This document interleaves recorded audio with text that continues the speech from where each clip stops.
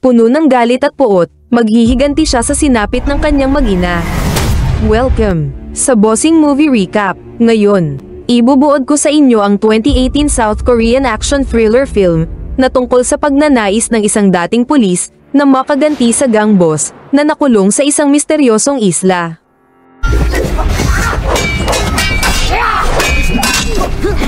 Paano siya maghihiganti? At ano ang misteryo ng isla? Sabay-sabay nating alamin sa pelikulang Revenger.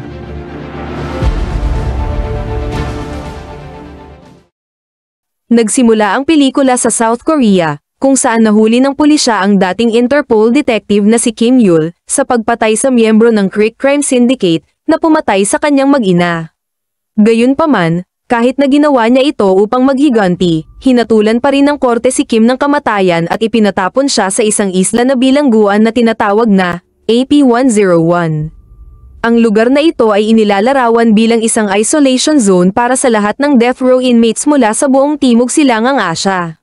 Sa kabilang dako, sa isla, isang batang babae na nagngangalang Jin ang tumatakbo mula sa mga marahas na mga hunters kasama ang kanyang ina na si Mali, sa gitna ng makapal na kagubatan. Si Mali ay bihasa sa paggamit ng pana at ipinakita niya ang kanyang kasanayan sa pamamagitan ng pagpatay sa karamihan ng mga lalaking humahabol sa kanila. Nakarating ang mag-ina sa dalampasigan kung saan nagawang masaksak ng bandido ng kutsilyo ang kaliwang balikat ni Mali. Ngunit, ilang sandali pa, nagawang tulungan siya ni Jin na nagbigay ng pagkakataon kay Mali na mapatamba ang tulisan gamit ang isang bato, at sinabi ni Mali kay Jin na tumakbo na siya habang di pa nakakarating ang mga hunters na nais silang patayin. Samantala, habang si Jin ay hinahabol na ng mga kalaban at halos maabutan na, biglang dumating si Kim na naglalakad sa dalampasigan. Ang katawan niya ay nabalot ng straitjacket at may mask sa kanyang bibig. Tinanong niya ang mga lalaki tungkol kay Carlos ngunit di siya sinagot ng mga hunters. Gayunpaman, sa kabila ng kanyang sitwasyon, pinatumba ni Kim ang lahat ng kalaban ni Jin sa loob ng ilang sandali lamang. Kasabay nito, binalikan ni Jin ang walang malay na si Mali na tinamaan ng isang malupit na suntok mula sa isang bandido ngunit, nagawa rin mapatamba ito ni Kim gamit ang isang malakas na sipa sa mukha. Pagkatapos ng labanan, labis ang pasasalamat ni Jin kay Kim. Tinanggal niya ang mga gapos nito at ipinangakong sasabihin ang kinaroroonan ni Carlos kapalit ng tulong ni Kim na makabalik sila ng kanyang ina sa nayon. Pumayag si Kim, tinanggal ang kanyang dog tag, at binuhat ang walang malay na si Mali papunta sa kagubatan.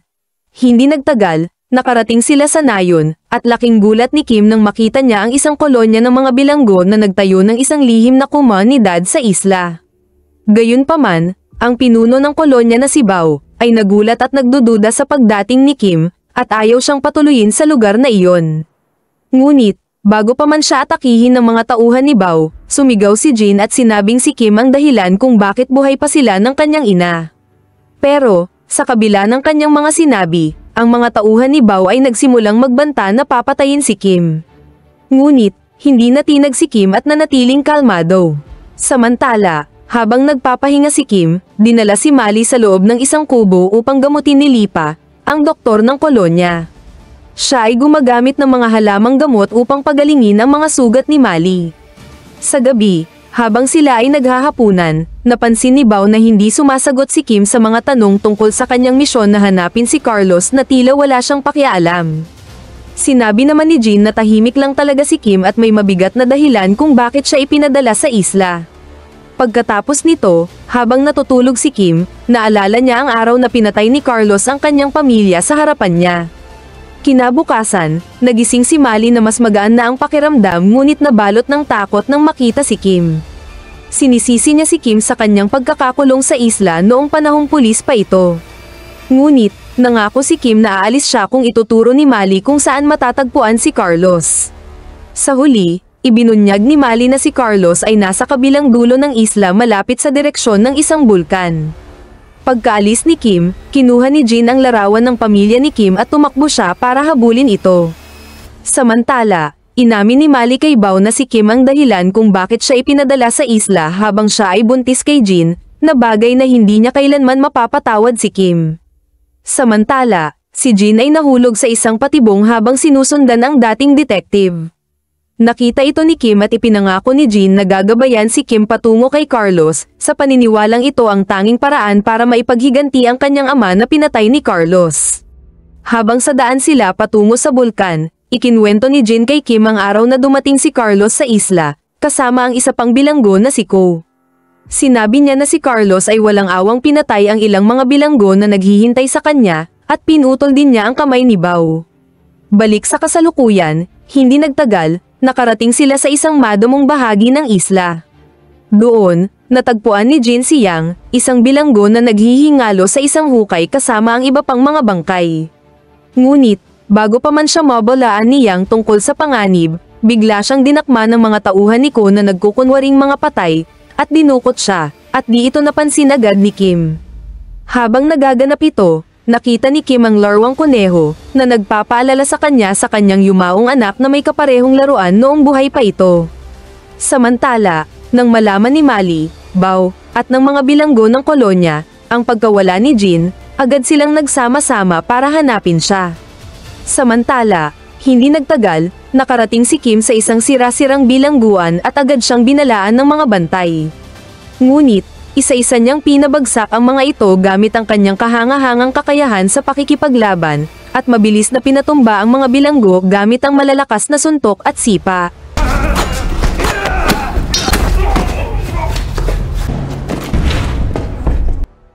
Samantala, dinala si Jin sa warden na si Sergey, na inimbitahan siyang umupo habang ito'y kumakain. Ngunit, dumating si Kim na galit na pumasok sa silid, at nilabanan ang mga tauhan ni Sergey. Gayunpaman, nagmatigas si Sergey at tinangkang harapin si Kim, naniniwala siya na kaya niyang lampasan ang dating pulis gamit ang kanyang brutal na lakas. Buong lakas na pinakawalan ni Kim ang kanyang kahusayan sa martial arts, na nauwi sa pagkatalo ni Sergey.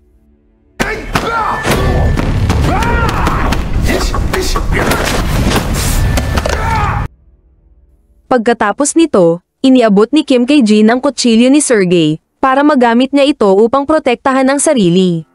Pagkatapos, labis na nabagabag si Jin sa kanyang nasaksihan, kaya siya ay bumalik sa kolonya habang inaalala ang araw na pinatay ni Carlos ang kanyang ama gamit ang isang sibat, sa harap ni Mali at ng lahat ng bilanggo. Ang trahedyang ito ang nagdulot ng pagkakawatak-watak ng bawat pangkat, at naiwan na lamang kay Jin ang isang handcrafted na leather tag na ginawa ng kanyang ama, na may nakaukit na mga initials ni Mali at Jin. Hindi nagtagal, dumating si Mali at ang kanyang grupo sa silid at pinalaya ang isang babaeng bilanggo, na sinabing tumakas na si Jin. Kinuha rin ni Mali ang laruan ni Jin na kuneho at umalis kasama ang mga bilanggo.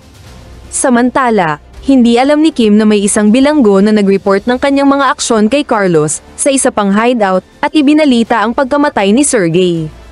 Nang maalala ni Carlos kung sino si Kim at kung bakit siya nabalot ng peklat, at ipinatapon sa isla, agad siyang nagalit. Sa galit, pinatay niya ang bilanggo gamit ang kutsilyo ng kanyang kanang kamay na si Jargal. Pagkatapos, agad niyang tinipon ang lahat ng kanyang pinakamabangis na hunters at kabilang dito si Ko, para patayin si Kim sa lalong madaling panahon. Pagpasok nila sa kagubatan ay nakita nila ang mga bakas ng grupo ni Mali. Samantala, si Bao at ang iba pang mga bilanggo ay hinahanap si Jin nang bigla silang mahiwalay kay Mali, na pumasok sa teritoryo ni Ko, samantalang si Ko at ang kanyang mga hunters ay nahanap si Jin na nakaupo sa isang bangko. Ngunit biglang lumitaw si Kim, sinagip ang batang babae at hinarang ang palaso na pinakawalan ng mga kalaban. Pagkatapos ay binalot niya si Jin ng isang kumot, at tumalon sa bintana. Habang ang mga hunters ay nagpakawalan ng mga palaso at pinaligiran ng abandonadong outpost, ay dumating si Mali at tahimik na gumalaw sa paligid ng lugar upang maiwasan ang mga tauhan ni Ko. Samantala, si Kim at Jin ay naghanap ng mapagtataguan habang walang tigil na hinahabol sila ng grupo ni Ko. Nang makita ni Ko ang dugo sa mga sirang kasangkapan, pinakawalan niya ang nakalalasong palaso at tumama ito sa pinagtataguan at likuran ni Kim. Nang bigla, mula sa labas, nagpakawala si Mali ng palaso sa ilang tauhan ni Ko, na nag-udyok sa kanya na iwanan ng silid at hanapin si Mali. Si Ko ay dahan-daang lumapit ngunit di niya alam na si Mali ay nagtatago sa likod ng isang bangkay. At hindi niya inaasahan, bigla siyang pinatamaan ni Mali sa leeg na ikinamatay niya. Pagkatapos, nahanap ni Mali si Jin at si Kim na Nolason, na agad niyang ginamot. Ilang sandali pa, dumating si Bao at ang kanyang mga tauhan sa compound at tinulungan silang buhatin ang walang malay na si Kim pabalik sa kanilang nayon, habang iniiwasan ang mga tauhan ni Ko. Pagdating nila sa kanilang tahanan, nagmakaawa si Mali kay Lipa, na tila wala sa sarili, nagamutin si Kim mula sa lason ng palaso. Sa huli, hinalikan niya ito upang maibalik ito sa katinoan. Pagkatapos suriin ang sugat ni Kim, napagtanto ni Lipa na siya ay naapektuhan ng halamang lason na mula sa Africa. Gayunpaman, hindi pa ito kumalat sa mga pangunahing ugat niya kaya't maaari pa siyang maghanda ng antidote upang ibalik ang lakas ni Kim, na ang proseso ay tatagal ng ilang oras. Samantala, nanatili naman si Jin at Mali upang bantayan ang dating pulis. Samantala, si Bao at ang kanyang grupo ay aksidenteng nahulog sa isang bitag sa kagubatan. Magdamag silang nakabitin ng patiwarik hanggang sa dumating si Jargal, at ang kanyang mga tauhan para hulihin sila. Nakiusap si Bao na palayain sila, umaasang tutuparin ni Jargal ang utang na loob noong sinagip niya ito. Ngunit, sa halip, ang kubo na tauhan ni Jargal ay walang awang pinatay ang kaibigan ni Bao sa harap niya. Sa kabila ng mga pangyayari, natagpuan ni Mali ang larawan ng pamilya ni Kim at itinago ito sa bag ni Jin. Kinabukasan, pinalaya si Bao mula sa pagkabihag at bumalik sa kolonya upang sabihin sa mga kasama na sila'y papatawarin kung isusuko nila si Kim kay Carlos. Gayunpaman, hindi nila alam na binalak ni Jargal at ng kanyang mga tauhan na sakupin sila pagkatapos ibunyag ni Takuya, isang miyembro ng kolonya, ang kanilang lokasyon. Hindi nagtagal, dumating sila sa nayon at pinatay si Takuya. Bagamat binaril ni Mali ang isa sa mga tauhan ni Jargal sa dibdib, nagkaroon ng kaguluhan, habang nagsimula ang laban sa pagitan ng mga tauhan ni Jargal at mga bilanggo.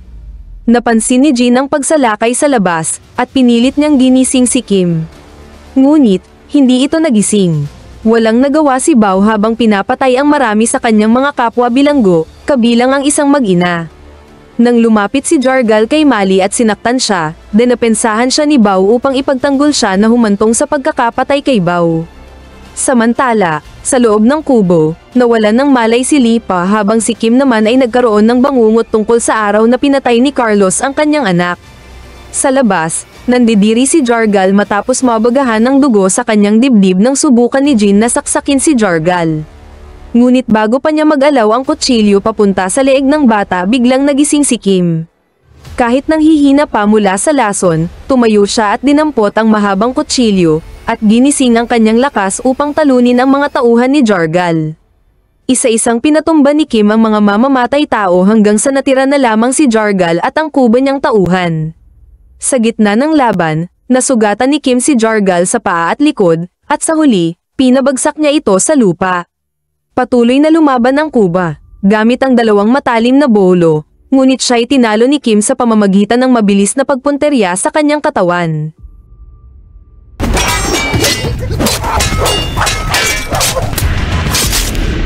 Matapos talunin ang mga kalaban, iniwan ni Kim sina Mali at Jin, upang harapin si Carlos sa kanyang hideout. Samantala, naghahanda naman si Carlos sa kanilang laban. Siya'y naghubad at nilagyan ng abo na mula sa bulkan ang kanyang katawan, upang takpan ang kanyang mga peklat. Ilang sandali pa, dumating si Kim, mabilis na pinabagsak ang dalawang bantay sa pasilyo, at pumasok sa silid, kung saan naghihintay si Carlos habang nagyoyosi. Walang takot na sinabi ni Kim, na kailangan mamatay ni Carlos para sa brutal na pagpatay sa kanyang asawa at anak. Hindi natitinag, naghanda si Carlos para sa laban, na tila matagal na niyang inaasam ito. Parehong magaling sa martial arts ang dalawa, at nagpakita sila ng pambihirang kakayahan sa laban. Sinubukang i-trap ni Carlos si Kim sa sahig upang saksakin siya, ngunit nakaiwas si Kim, binalot ang kanyang mga binti sa leeg ni Carlos upang makatakas.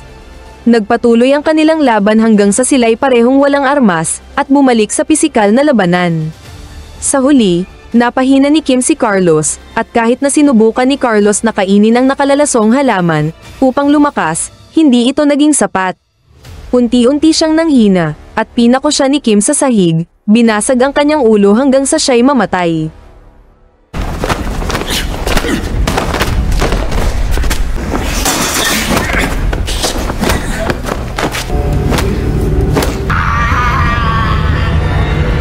Bagamat sugatan mula sa laban, nanatiling buhay si Kim at matagumpay na nakapaghiganti sa pagkamatay ng kanyang pamilya. Sa oras na iyon, iniwan niya ang bangkay ni Carlos at lumabas sa abandonadong gusali. Hindi nagtagal, naramdaman ni Jean at Mali ang kapayapaan matapos maubos ni Kim ang lahat ng mga hunters na nagpahirap sa kanila. Bagamat payapa ang kanilang kalooban, umaasa si Jean na makakapagsimula si Kim ng panibagong buhay kapag umalis na siya sa isla. Samantala, ang dating pulis ay nakatayo sa gilid ng bangin, tinatanaw ang isang dumadaang barko. At doon nagtatapos ang pelikula. Kung nagustuhan mo ang video na ito, ay sigurado ako na magugustuhan mo ang mga sumusunod na video. E-click mo na.